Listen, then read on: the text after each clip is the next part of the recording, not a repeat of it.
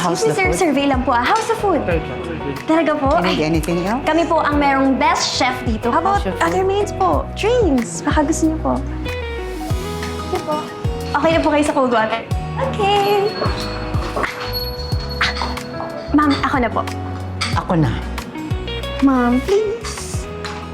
Sige. Sige po. Hi, ma'am. Good afternoon po. Welcome to Nonons. By the way, I'm Anna. I'm the new head manager here. I will be assisting you. You can see here po. So this is our best seat with the best view, di ba? You look so beautiful, ma'am. Thank you. So how's your day po? It's good, it's good. Pito, yung menu natin. Please. Ayan, pakita mo kay ma'am yung Hi, menu ma'am. natin. Ayan, sige. Can you recommend something for me? Yes! Actually po, ma'am, lahat po ng nasa menu namin napakasarap. But we have the best truffle pasta in town. Diba? Yun lang yung order ko for now. Okay, sure. Go! Bilis na! Oh, naghihintay na si ma'am, oh. Bilis na! Ba, okay lang. Po kayo ang mauna talaga.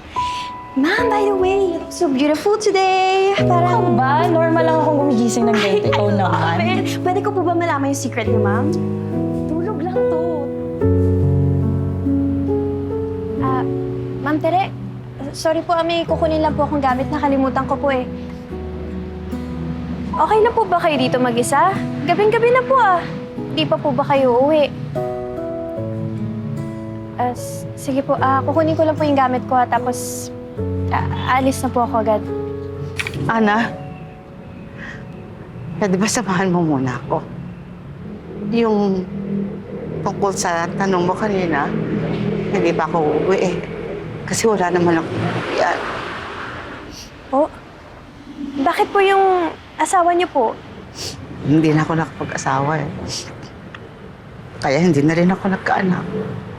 Nag-iisa na lang talaga ako. Natatakot ako eh. Hindi ko alam kung paano na ako, kung saan ako pupunta. Natatakot ako sa mga magbabago sa buhay ko. Hindi ko na kailangang magbukas ng restaurant ng maaga. Hindi ko na kailangang maiwan dito mag-isa kasi palagi naman ako nag-iisa eh.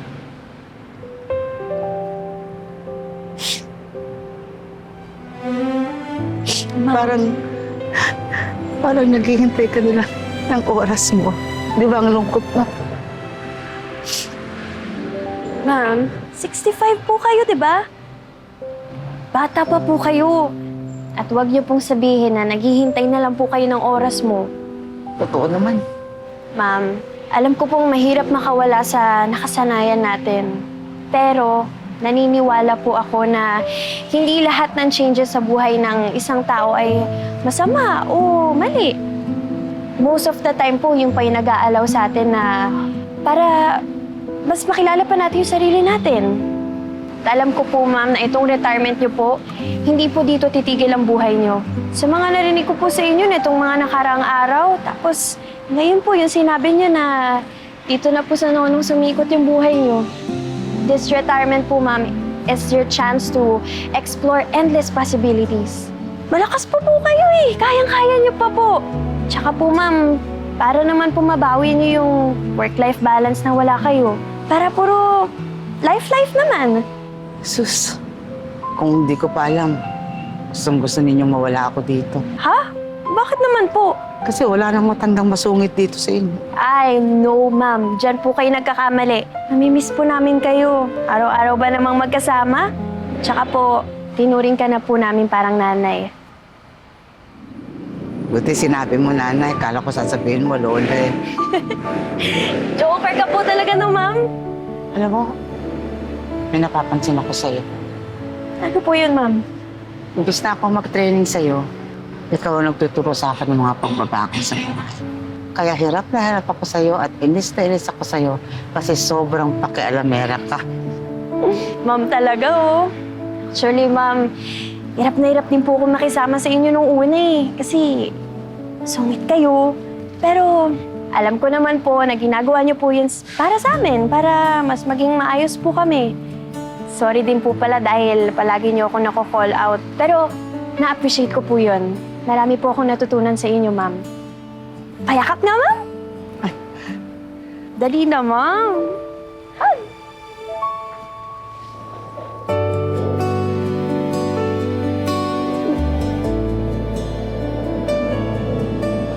Pasensya ka na ha. Kasi hindi kita pinagtiwalaan noon. Mali ako na hindi ako nakinig sa'yo. Wala na po yun, ma'am. Basta po, gagalingan ko po. Kasi ang taas po ng standards na iniwan mo eh.